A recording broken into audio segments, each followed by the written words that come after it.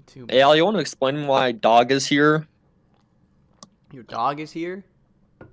I got a dog, a really small one. The new one? Yeah, Wow. I can send a picture. Hold on. Alright, send the picture, Stand still, retard. Or walk outside. That's cool too. bro. Dog has left the building. Dog's gone. He straight up left. Hold on, I have one in my camera roll. Alright. Oh, here we go. Here we go.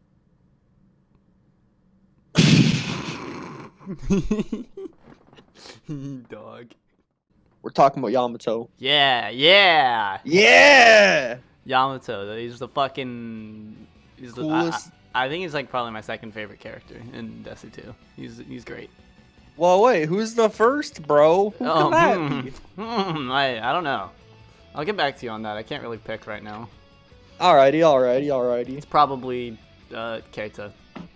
Yeah, Keita. Keita's really good. I love him. I love that Why don't we guy. just make this about Keita instead of Yamato?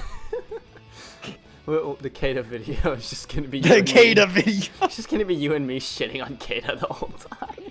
What do you mean? He's the best character in Devil Survivor 2. I love fuck Keita, stupid bitch. He was in Yamato route, right? Yeah, See, I kind of forget about the people who are in Yamato route. because it's not Yamato. Because you fight them, then you fight Yamato Like, himself. yeah, you fight him all And he by kills himself, you. and he kicks your ass because that fight sucks.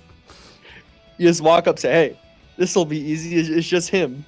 But then he just whispers in your ear, Dragon Stream, and your entire team's dead. and he gets That's like crazy. lucky 4 turns. And he has Revive. It's crazy. Actually, wait, doesn't one of his... Wait, what?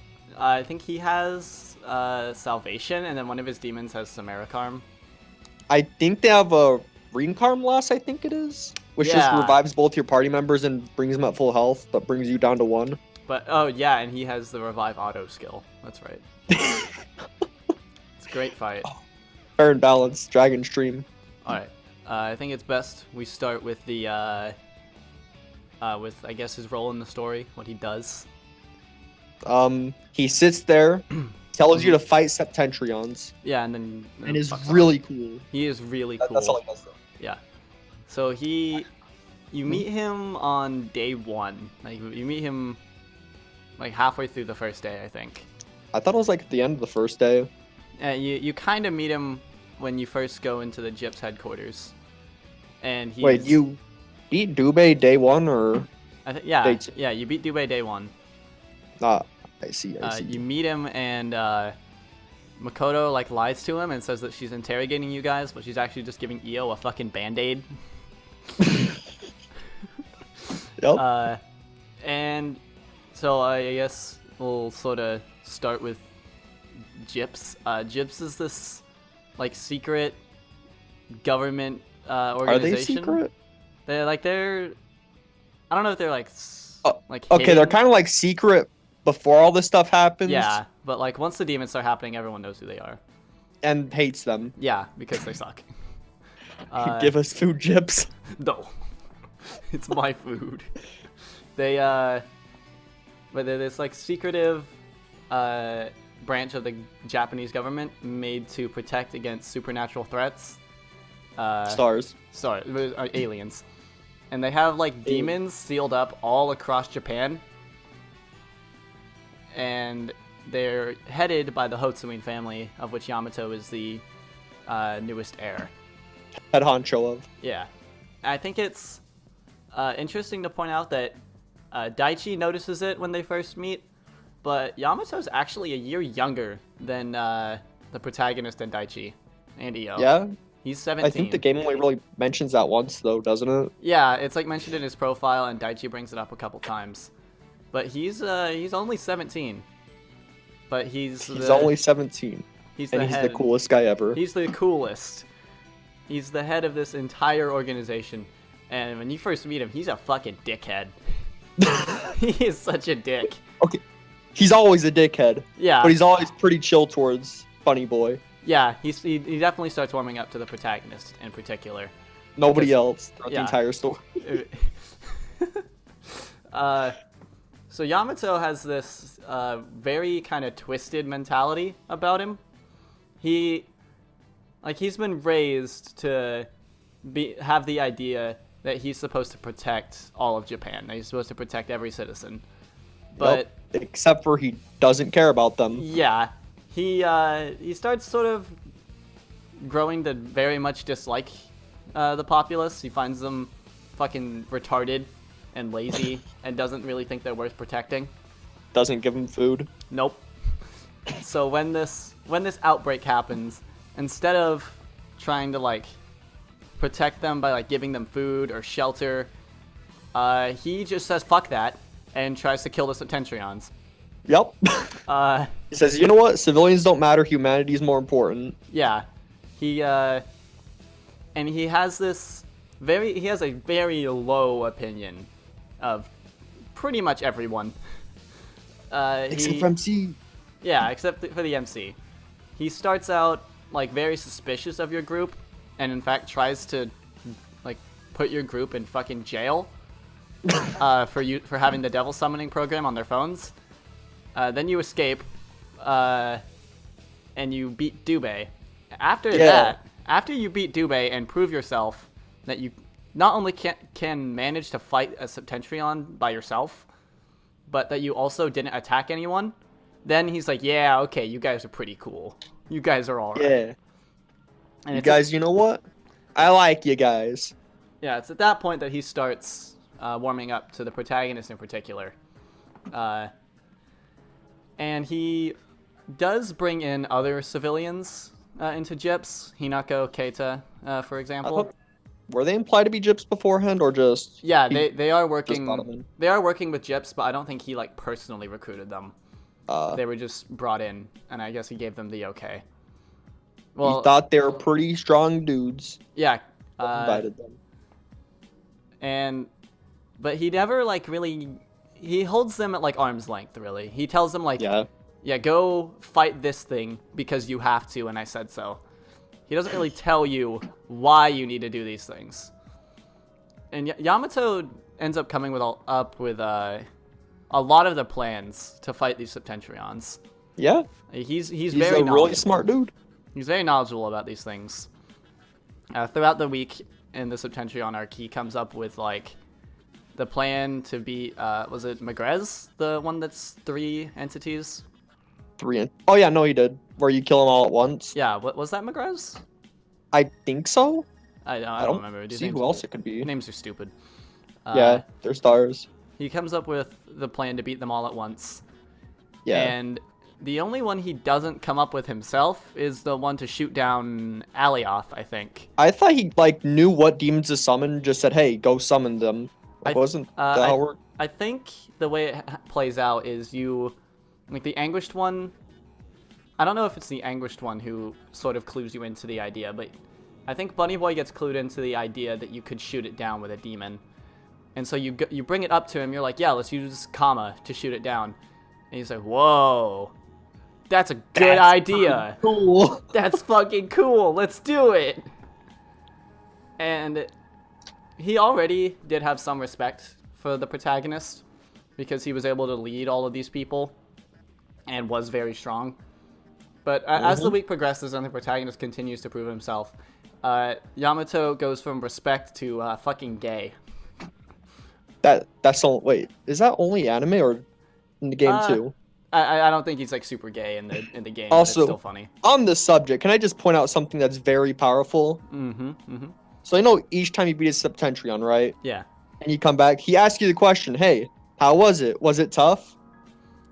Every single time. And there's always an answer. Huh? Yeah, I know where you're going with this, but go on. Every time, there's always, yeah, that was tough, or, easy, GG, easy. Yeah, that was easy as Septentrion.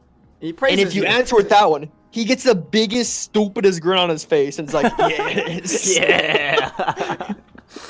I like you. Like, he's like, I think you're kind of being a little overconfident, but I like it.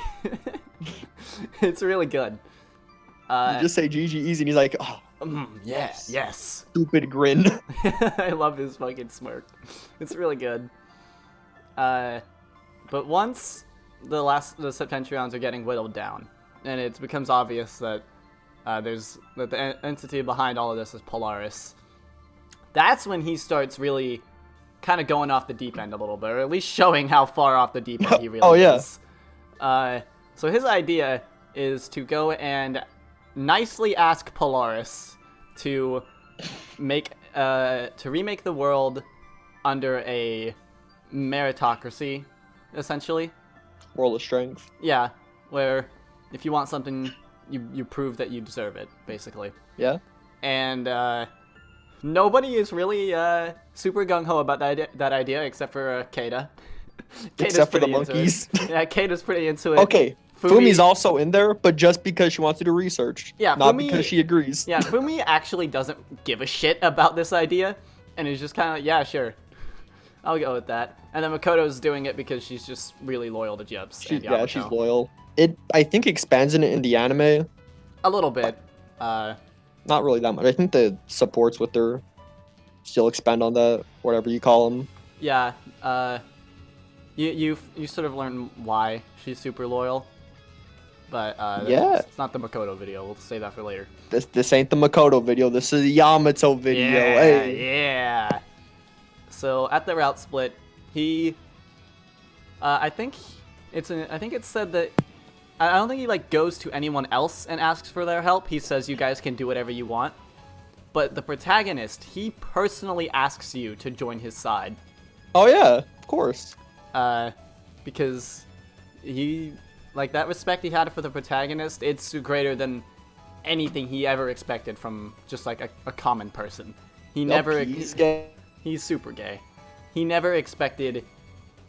He never, like, in his life imagined that just a regular person could be as strong as the protagonist is. So he's like, yeah, come to my side. And then you don't. Don't do that. What do you mean? And when you go and fight him on any route that isn't his own, or Daichi's route in particular, is what I'm going to be talking about, he fucking loses it.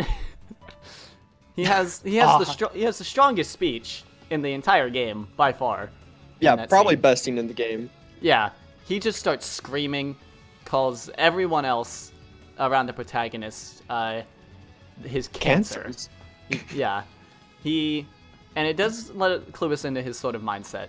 He has this idea that not every, like, people aren't born, like, they're not lesser than him just because they're common people. They're lesser than him because they're surrounded by people who are. Yeah. And they're being dragged down. And so that's why he's so fixated on this meritocracy. Because he wants people who really do deserve the best to have the best. Which is interesting. It's really nice for a Chaos Fag, who are Yeah. usually just monkeys, ooga booga, world of strength. Yeah, he's the Chaos stand-in in Desu 2, and he's probably my favorite of any Chaos Oh yeah, guy. easily. He's the best. The only one that comes close is like Jimenez. Yeah. So you beat him, and if your fate is high enough, then you interrupt a scene. You interrupt a conversation he's having with Ronaldo, where Ronaldo's trying to talk to him and figure out what he's doing, and he has. Actually, I don't think I got that one. Like straight up. I think that's how you recruit him in Daichi's route. Is it? I don't remember we're talking to Yamato, but go on. I want to hear this.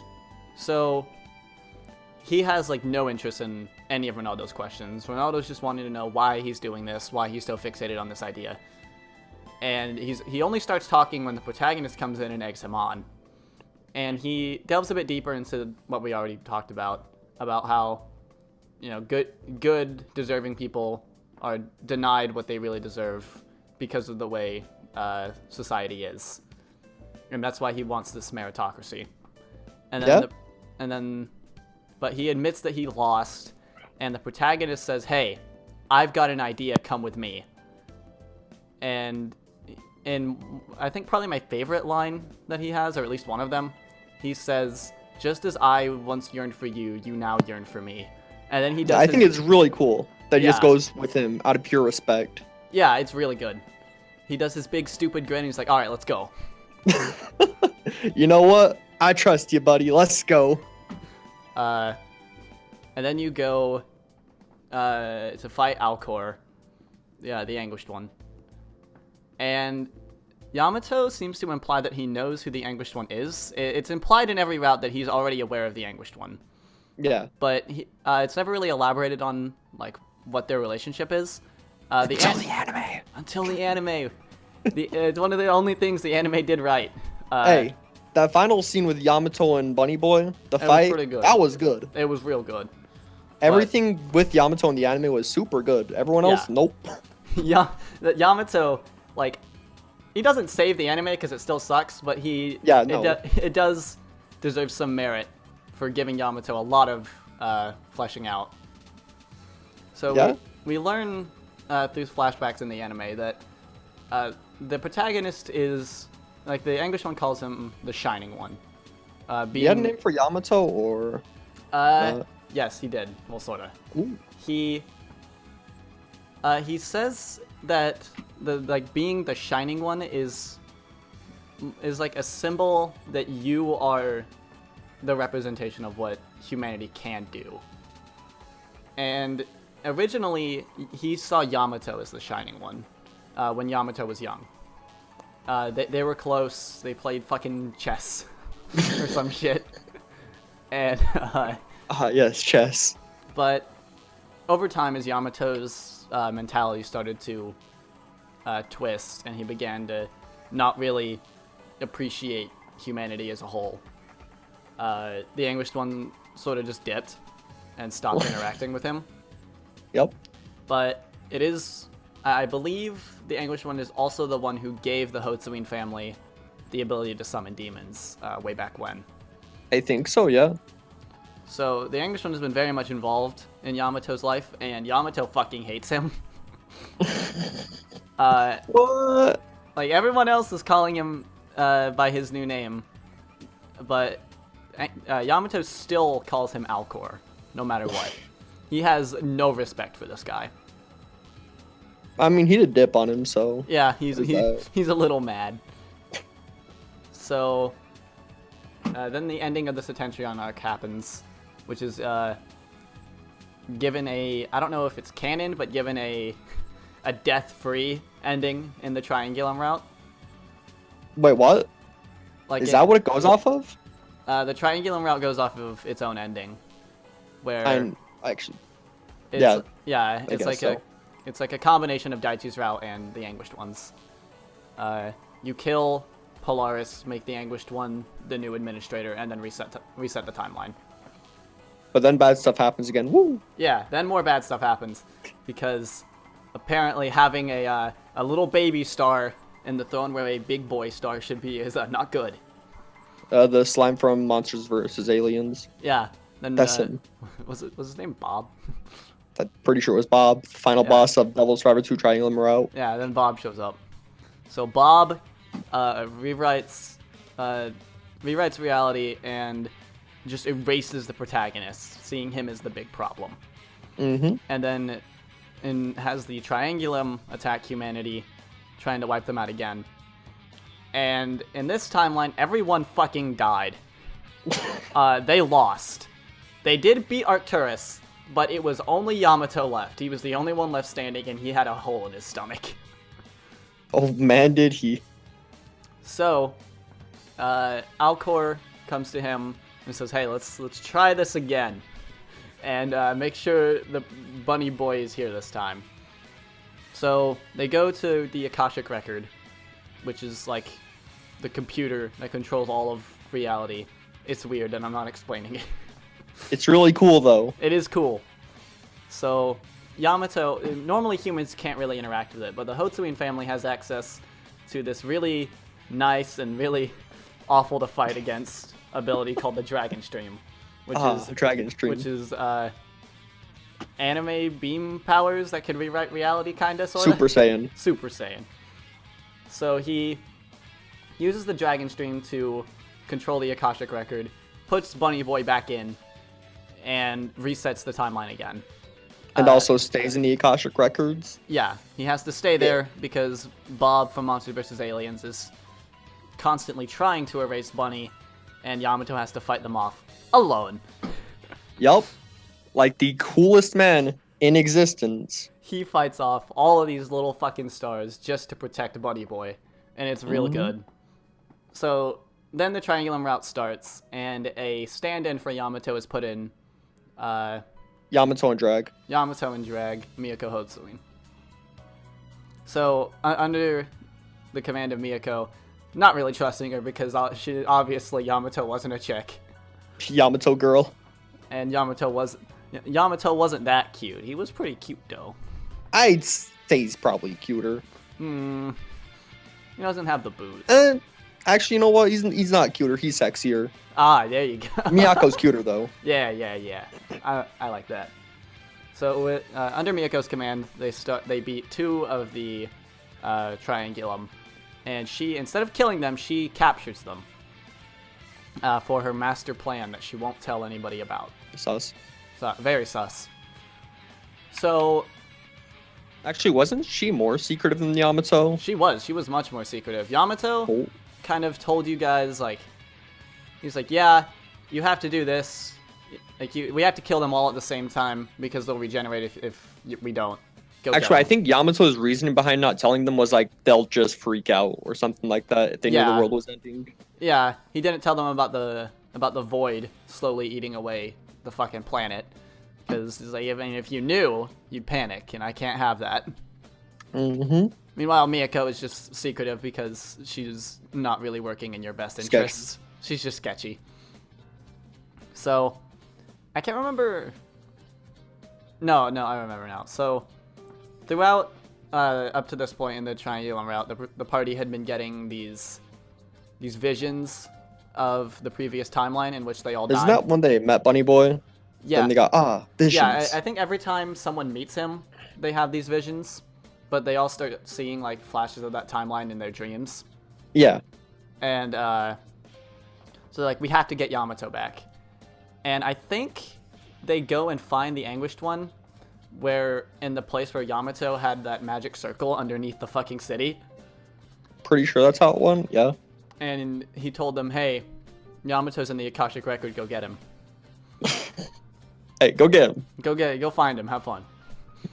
And then he goes to sleep because he's being kept in a test tube. Well, yeah, he is. Straight up. So, they go to the Akashic Record and they find Yamato, who throws his jacket off while he's fighting. And it's the sickest scene in the whole game. There's not a scene that comes close. No way. He's so cool. He just throws off his jacket. Then you look at the official art, it's like, holy crap. This is the coolest man in existence. It's the best. And then you reunite with him. You convince him to come back with you, even after he tells you why he's in the Akashic Record. You're like, we can just kill Arcturus before I get deleted. Yeah! And he's like, I never thought of that. Holy shit, you're so smart. What a guy. So you go back with him, and you all start fighting Arcturus, but he can't really do much because his control of the Dragon Stream isn't really his in this timeline. So Miyako comes and helps out. She calls Yamato brother, and he gets pissed off. So then she actually called him brother? She did, to his face. Oh, that's crazy. So then she's like, hey, you guys should sacrifice yourselves, and that way, because they had all been involved in the resetting of a timeline, they all had this like little shred of administrative power in the universe. So she's like, so if I kill you all and I can transfer all that power to the Anguished One, then he'll be a fully fledged administrator and this won't be a problem anymore. Sick. And then she kidnaps Daichi. Thanks, fucking bitch. So if you don't agree to her plan, then you're like, yeah, let's go kick her ass. Why wouldn't you agree with her plan? Really I good plan. I don't know. I don't want to kill Daichi. Is the thing. Actually, that is true. I don't want to kill Daichi I either. can't kill Daichi. I'm not doing it. So you disagree with her plan for Daichi, and Yamato's like, hey, I gotta get the Dragon Stream back. Let's go do that one pain in the ass mission again. Yeah! So you do it again, and he gets the Dragon Stream back. And then I think he and Miyako have like a fucking beam struggle. I'm pretty sure. there's a dragon string beam struggle. Because the triangular route goes off the fucking deep end real Yup. quick. So you beat Miyako and you convince her to help you out.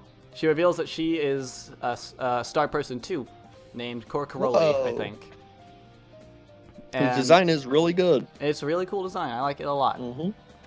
So you decide, hey, let's just go kill Bob from Monsters vs. Aliens. But what do we do after that? What do we do? Man, we have so many great options, like kill all the stars forever. like kill all the stars forever, or kill yourself, or Become God. Yamato's idea. Yamato's idea is, hey, let's make a new timeline again. We'll do it again, but this time it'll be different, because this time we're going to just like blow up the Akashic record. And you know all what? the and all the Humanity stars. gets to decide what happens. Yeah, he decides to make a new world based on what humanity wants, and with no influence from the administrators of the Akashic record. Yeah, it's nice. The only downside being that the star people that do exist at the moment, being Alcor and Miyako, would disappear, but they're fine with that. Yeah. So, you go through with Psyduke's fucking crazy-ass plan of using skill crack to steal reality from God. Okay, that's actually the coolest plan in existence, though. It's Right really dumb, but it's really, really cool. You know what? Skill crack. God. Look, now you have the power of time. Yeah! And now you have like 8 move. Yep. So, Oh, look, now your attacks are like 5 times more damage. That's really cool. So you go through with that plan, you kill Bob from Monsters vs. Aliens, F. and goodbye, Bob. You suck. Hey, his and- final boss theme was pretty cool, though. It was cool. So you remake the world, and in this timeline, Yamato is, I don't know if it's implied he's like the chief of Gyps anymore, but he's like still pretty wealthy. And he's Yeah. like, yeah, we're gonna go travel the world. In his fate events in the Triangulum route, he and the protagonists say, hey, let's go travel the world together. I want to see the world. I want to see the world I'm supposed to be protecting. And then the Anguished one's like, hey, I'm coming too. And Yamato gets mad, but says okay. Also, okay, I really like how that builds off of the, what do you call them? The Fate episodes? Are they called that? I think it's just like fate events, whatever. Just Okay, yeah, Fate social events. links. I like how that builds off his in the original Septentrion route. Because he Yeah. actually like learns about humanity in that. Yeah, in By his eating humanity food. by eating takoyaki. Yep. Yeah, in his fate events in the original Septentrion route, you see a lot of his admiration for the protagonist at play, but you also get to see how little he really knows about like the common folk and the people he's supposed to be protecting. Yeah, I'm pretty sure it's like said that he hasn't tried lay common folk food ever. Yeah, he and never has been has. super pampered. He has been. He's been very, very sheltered. He never went to school. He was like given personal tutors, Yeah. and he was at like college level when he was like 11. What a guy. So he's never really interacted with like people before. So he starts learning a bit about people, and starts eating takoyaki. It becomes his favorite food, actually. It does. And It's crazy. in his route in the Triangulum route, in the second route, I said route like 4 times. Whatever. There's like, it's Devil Survivor. Yeah. You gotta say route. So, through his fate events in the Triangulum route, you learn that his mindset has changed a lot. He is less so fixated on his idea of a meritocracy, and he's been very much affected by the protagonist. And now he's less all about righting what he sees as a wrong, and more just trying to protect humanity as it is. Yeah. He sees potential in humanity and Yeah. believes in them. He starts actually caring about people. Yeah. And he's still bad at people stuff. Like when Daichi Yeah. tried to give him a Oh. gift and he didn't get it. But he does seem very interested in learning more about people, hence why he decides to go on this globetrot. Journey. Yeah.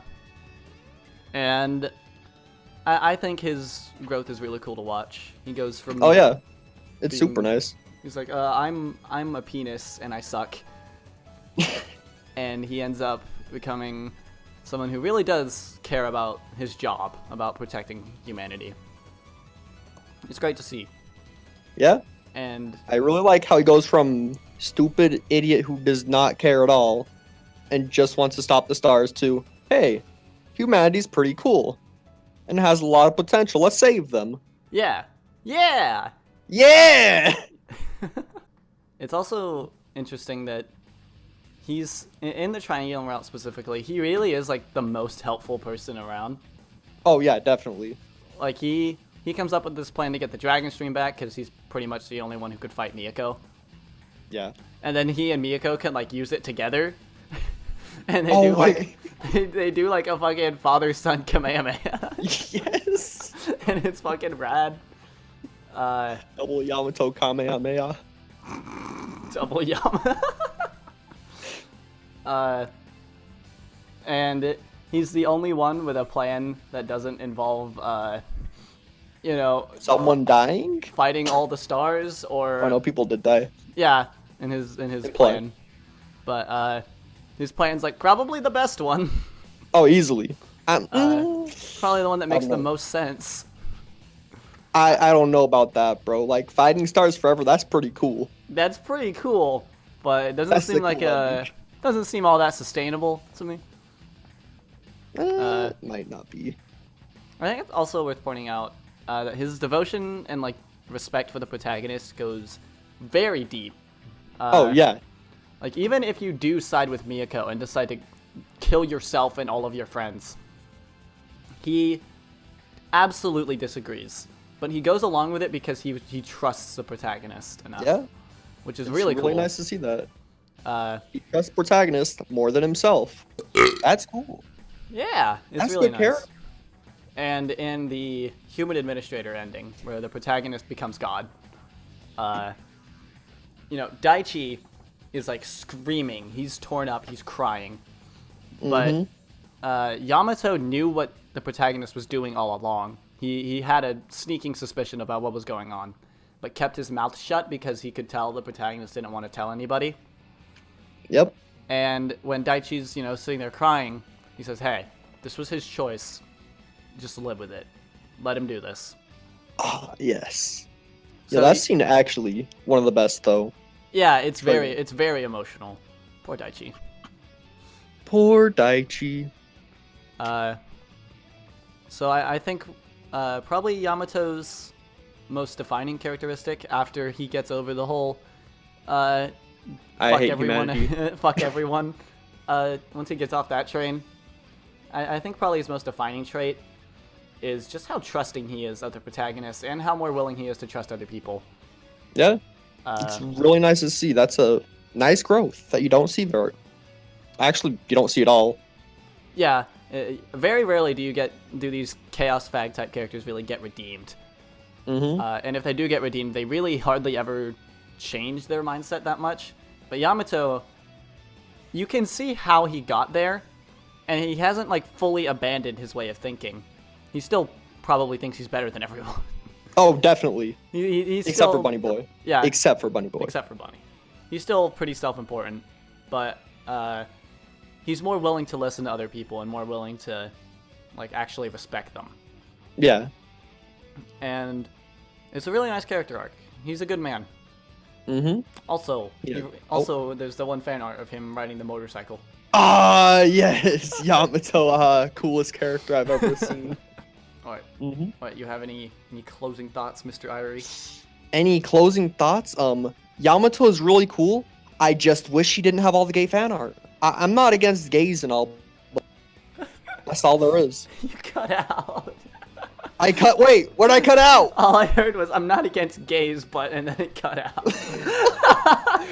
Okay, let me say that again. I'm not against gays, but that's not all I want to see. Yamato, the coolest man in existence. I want to see more cool pictures of him riding motorcycles and being really cool, taking off his jacket. Not him kissing Bunny Boy like a stupid idiot. Yo, he dies and no, he gives. If anyone gives him a fucking hug in the anime, they're super gay. Oh no, they're extremely gay. I think Alcide's also kind of gay for MC. He's a little gay, but I mean, does he have a gender? Does he have a pee-pee? He's a star. That doesn't answer my Okay, question. wait. In the triangular route, at the ending of Yamato's route, he'd probably be a boy. He is Let's a be boy. real He, here. he has a surfboard. Oh, you're right. He has a surfboard. I like that Ronaldo is Yamato's limo driver. Wait, is he actually? In his ending, yeah, in Yamato's triangular ending, he's his fucking driver. Didn't Yamato kill his brother? He killed his fucking he killed his like fucking master. Okay, yeah, master. Now he's driving. He straight up murdered him, and he didn't feel bad at all. Actually, no, he didn't not just feel bad at all. He did not remember who his brother was. Or master. Yeah, he didn't even remember until you bring it up to him. He's like, "Oh shit, that guy." This man just comes up to Yamato and says, "Hey, I hate you." And Yamato's just like, "Who? Who? Who are you? Irrelevant? I have more subscribers than you?" Yamato has a lot of subscribers. Yamato does. Oh yeah, definitely. Straight up. Alright, yeah, Yamato's the coolest. Good night. Good night. Yeah, good night.